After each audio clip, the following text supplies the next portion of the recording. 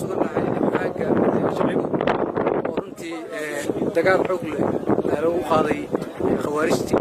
runtii meelo yar oo bokotis ay dhuumanayaan oo maaragtay godada laakiin si xoog leh ayaa looga saaray madaafiicna waa lagu garaacay runtii waxaan aad ugu mahadcelinaynaa niyadda iyo xoogga uu keenay gudoomiyaha gobolka Hiiraan Ali Jeyti oo maaragtay isla markiiba isagoo aan nasan horey ka aaday furunta khawaarijtana waxaa maaragtay la samayn doonaa in la baabi'iyo gabi ahaanba Hiiraan insha Allah haddii Ilaahay yiraahdo oo hawshii ka dhanka ahayd argagixisadu way socotaa nimankaas qof ay u aabayeelayaan oo Soomaaliya ma jiro qof kasta oo ku jiifa inuu nimankaas maaragtay ay arxan u samaynayaan haddaba ha ogaado qof ay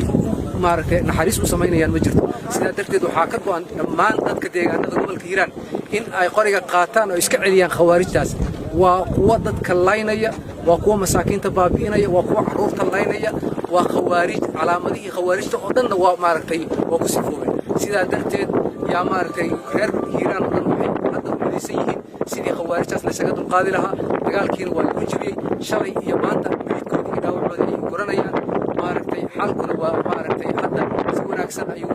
marayaa nimankaasna maaragtay meelihii yar ay ku dhumanayeen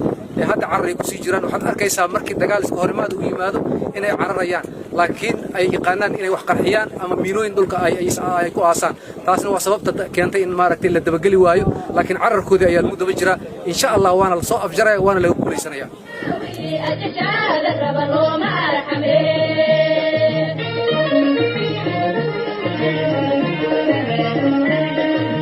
abalkiis waayo dadiyo amadiyo rasaasir lagaagasiye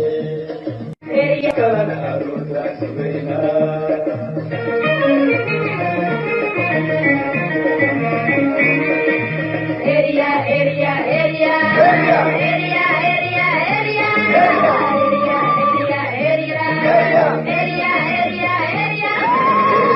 kalana aroortaasugayna